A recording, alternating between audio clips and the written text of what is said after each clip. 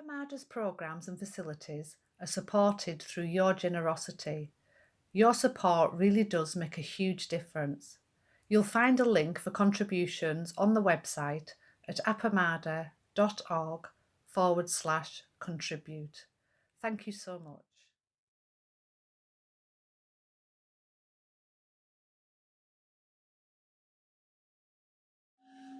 So, good morning, everyone. Welcome, welcome, welcome. It's nice to see some familiar faces, quite a few familiar faces, and then some new faces as well. I have to say a special hello to Trouty and and her hostess. It's great to see you as a surprise, so nice to see you. And it's also nice to see Nelda and Ron. Did I get it right? No, I've forgotten his name. Ben! Okay, I knew it was a short, sorry about that. Anyway, it's great to see you, and it's also great to see all of you. Ramona and Lisa, Rosemarie, Becky, Serenity, and Stanley. I don't think I know you, but anyway, it's great to have you. Today, the title of the Dharma talk is Reflections on Balance and Nourishment in a Zen lay community. So I've been thinking a lot about balance. That is, how to balance one's life. And I'm thinking in terms, I particularly am thinking in terms of our spiritual life with this community and home life. And how do you, I've always had some difficulty trying to manage, get way too heavy on one side or way too heavy on the other side. So how do we navigate that? How do we decide that at any one particular time? I think it's really something, at least for me, is difficult, and I hear it from other people as well.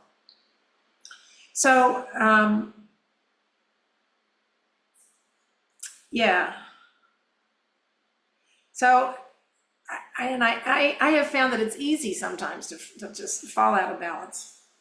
Meaning that I spend time at the community doing community activities, and then that'll outweigh the time I spend taking care of myself, taking care of my house, taking care of my good dog and my car, my yard, or just relaxing.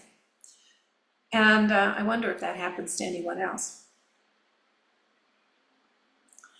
So there's always activities and or chores to attend to in different places, whether it's the spiritual community and at home, or it may be for some people the difference between work and being at home, that kind of care at home or care and at the work site. So, so how does one prioritize that? How do we do that? How do we choose one place or one activity over another? What is the criteria? Is our priority the endless task list at the community or at home? Do we feel, in fact, like we're always putting out fires at one place or the other? I can tell you that can be very exhausting. That is not the approach that I would suggest. So, in most communities, and particularly in this one, people have a choice as to how much time they can or want to allot to the community. Purely your choice. Purely my choice. It's dependent on what one's needs are and the commitments that they have, right? For example, as a Sangha member, if one has children at home, they surely need more time to be at home to assist with childcare. Or if they're taking care of someone, like a family member that's aging or that may be sick. Obviously, that has to be tended to. It's a priority. Others may have jobs that keep them extremely busy. They're traveling a lot. They just have extreme 10-hour days or what have you. And so obviously that's going to take priority. That's required for their living, for making a living. So in these cases, one's time at the Zendo will be limited, obviously. Some folks are, when they're new, they've only just begun to sit Zazen, so they may be comfortable with only coming like 1 day a week until they get used to it, or maybe 2 times a week, or maybe 3 times a week, as they get to know what we offer here at Appamada. And so there's actually a list that Peg has created, of course. I'm sure you can't read it, but anyway, there it is. It doesn't help at all. I'll just tell you what it is. So it's a list on the circles of care and commitment in a community. And it starts, the diagram shows these different circles of commitment. And outside the circle is the world. And there's a place where we enter, we have first contact with the community where, we may read about it on the website, or we may hear about it from somebody, and, just different ways that we may hear about the Zendo. And so or we may hear about it on Twitter. I don't know about that, but anyway, or it may just be referred. And so we're kind of curious about it. So then we put a toe in, and we come and we show up. We may show up for orientation, and we may, after that, we may do a 1-day sit. We just gradually kind of work ourselves in as we have time. That's normal. So that's this outer ring here on this interconnecting these circles. And then the next one in is called depth in practice. And that's where people start to get more involved, and they take classes. Okay, so the second was depth in practice, where you're taking classes and maybe doing study groups or involved in intensives. You take them when they come, when you can. You may be involved in practice discussion groups. Oh, probably not now. Flint isn't having those. Or you may be involved in the precept program. And that's, in that, what we're doing is we're starting to assume roles. And then the next one up is guiding practice, where you have involved in leadership circles, the precept ceremony, sewing your robe. You may become a head student, such as Rosemary, who's really stepped up her activity over the last month or so. And then you begin doing introductory teaching. And then in the inner circle is the teaching practice, which is you're offering peer support, you have ongoing training, ongoing study, practice discussion, ceremonies that you're involved in, and it's just offering it at all different levels. And that's considered a life of service. Now, certainly, as I said before, not everyone is going to do all that. We all have to choose what's right for us and what works in our life. Hold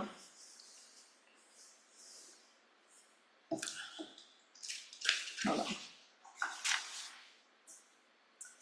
But the possibility of imbalance obviously increases as the commitment increases. You can always see more stuff that's got to be done, especially, and this is the important part, if one thinks about things as completing tasks in terms of just checking them off the list, gotta check it off the list. Or they're focusing on just getting the task done. Now, a lot of us look at things that way. But this, unfortunately, will inevitably lead to burnout or exhaustion, because you're not really getting anything out of it. You're just looking at it as, gotta get this done, gotta get. So the whole mindset is not really helpful to yourself. In other words,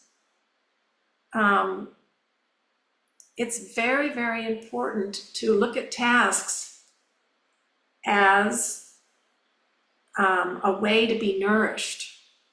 And the way to choose the things that you do, the activities that you do, it's not, we got to get this done, but I'm going to do this. This is so nourishing when I do it. And so the mindset is completely different. It's kind of like, oh, I'm resting in this. Not I got to hurry, hurry, hurry, get through it. It's a whole different thing. And since there's a lot of people involved, you can have different people doing things that they really like to do and where they can be really helpful and they're happy about it, as opposed to just ticking off those things. So I think that's a very important thing to keep in mind in whatever we're doing. It doesn't have to be Sangha work, but also in doing activities outside the home versus work. Work, you're a little bit limited about saying, no, this is not nourishing to me. I'm not gonna do it. You might have some trouble with that, but you could take a different attitude maybe too there, not just ticking it off, but how could I find this nourishing in some way? So this has been so good for me to think about this.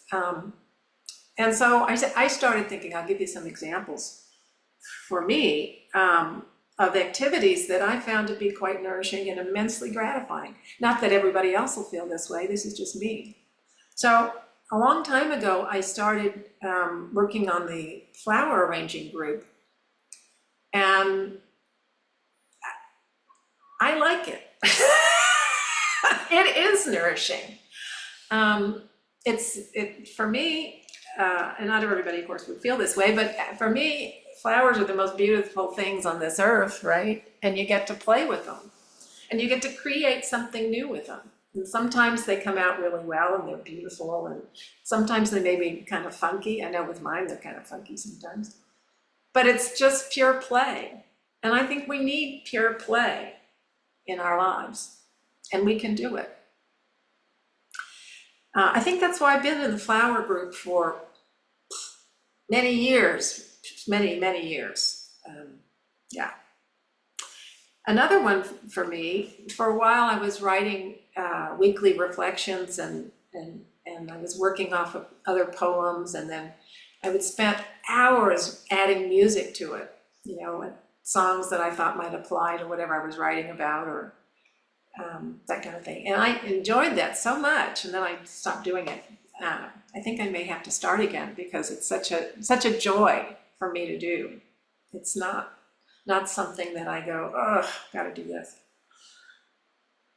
And then researching for talks. I really enjoy research because I like learning things new things. And I love going off on tangents. You may notice that in my talks. Yeah, I get reading about one thing and that leads to another and it leads to another. And pretty soon I'm way over in China, or I'm in India, or I don't know where I am. And I'm having a blast learning stuff. Now I may use a fraction of what I read about, but I enjoy the reading. So the whole makes the process nice, I like it. Intensives. I love intensives. I love to go to them and I like to lead them. The main thing I like about it is to gather people together. And we're doing this thing together. I'm not alone in this. We're supporting each other just by presence. And I like sitting for long periods of time, long enough, like several days, to finally enter this space where the chatter is finally in the background. It's there, but it's in the background, and I finally feel a sense of real calm. I like that. And I also like doing embodied exercise, the shifting stuff that I do. Because the result is so gratifying to be in a space, again, of quiet. And yeah, I feel a tremendous amount of compassion from that place. So anyway, this has been really helpful to me just to think about this and write those things down and say, I need to really focus on these things that I enjoy so much. And I thought that it might be useful for you guys to do it too. And for people who are newer, you don't know what I'm talking about on some of this stuff probably, but it's a way for you to think about what there is available, or that is to say, if you want to know more about it.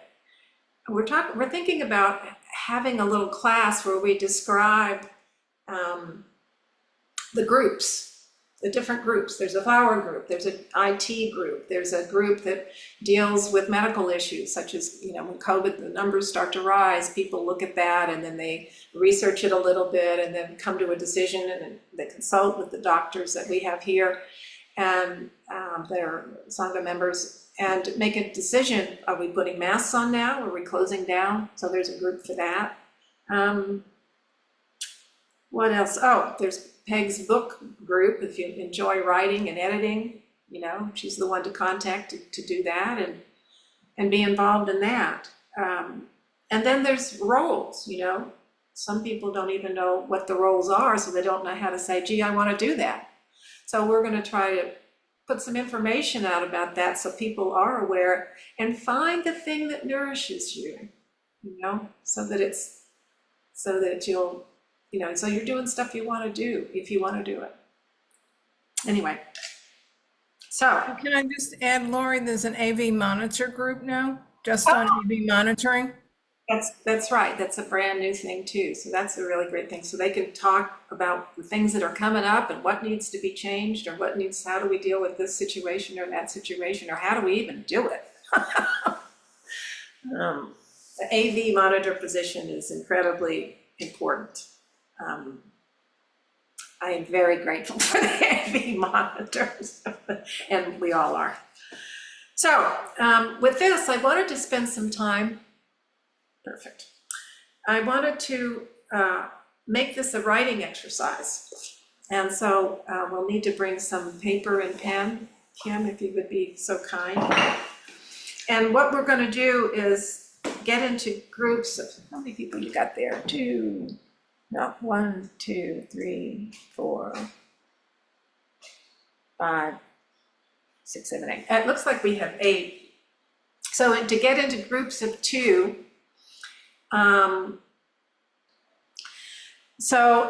I didn't know who was going to be monitored, so I wasn't able to send the questions in advance. And there are a number of them. I want to take notes for that. That might be helpful. I'm sorry about that. I didn't know where to send it. So I'll just give you the question and then I'll explain it, so you don't have to write all that stuff down. You'll already know. So there are basically 5 questions, and one is, what is your current level of commitment, involvement at Appamada? So, for example, just how do you partake? And there's no judgment on any of this. Just be clear about that. No judgment.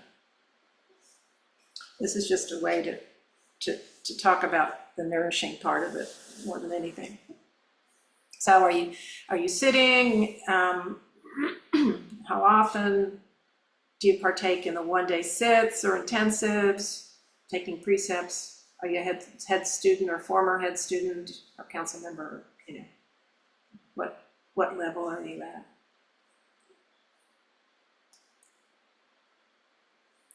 Okay, so that's the first question. What's your level of commitment? The second is, do you have difficulty balancing your home life and the spiritual community life? Or if you want to look at it in terms of work life or other activities, you can look at it that way too. So it's a yes or no question. Do you have difficulty balancing? And if the answer is yes, you do have difficulty, what does it look like and how does it feel? How does it feel in your body?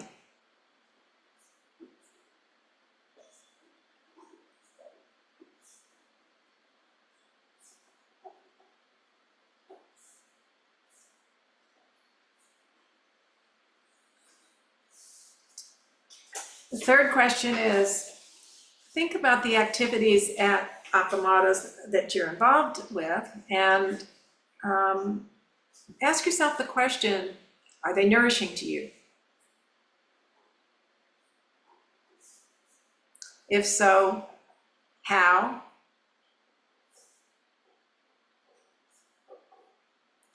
And if it isn't nourishing, you might consider why it isn't.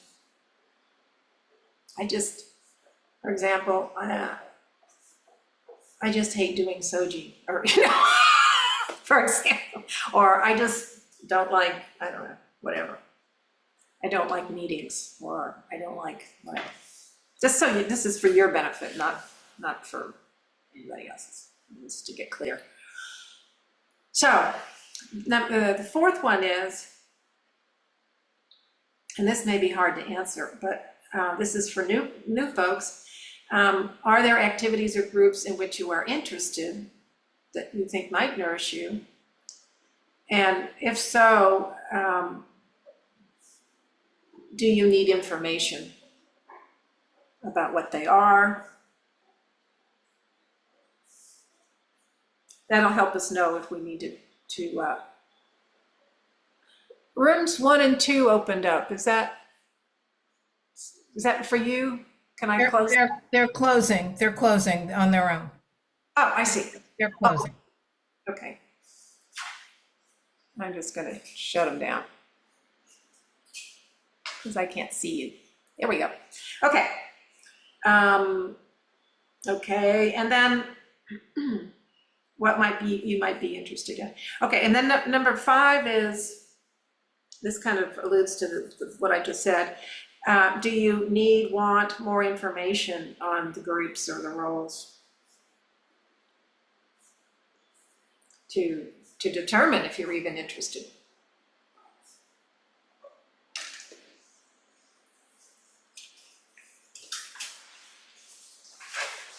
So that's it. That'll be enough. And so if you're in groups of 2, it'll be 15 minutes in writing. I think it'll take that long, no?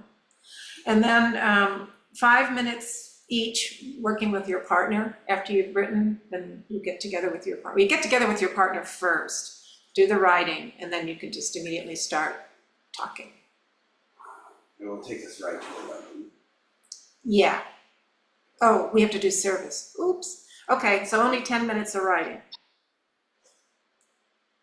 Do the best you can. And then after that, we'll rejoin the group, and if we have any commentary or anything anybody wants to bring up or questions or what have you, then we'll quick, fast do that. And then I'll have to go on to the program, finishing up the program. Is everything clear? Any questions? Oh, you know what? Trouty, do you, and I don't know your name. You're on mute, so I don't know. Anyway, do you guys want to work together? And Nelda, do you and Vinnette. Laurie, it's easier if I can just have 3 rooms with 2 each, if that's okay. Okay.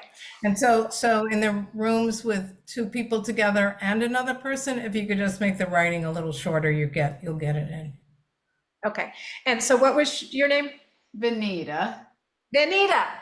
Yes. So happy to officially meet you. I've heard so much about you. Oh, thank you. It's really all positive. All righty then.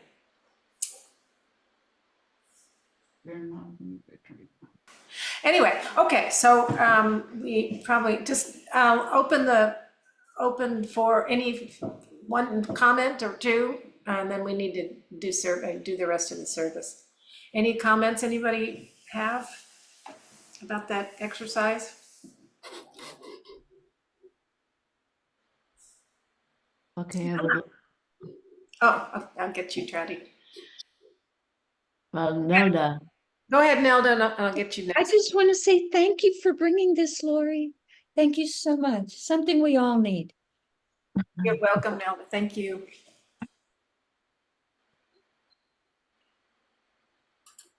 Trouty?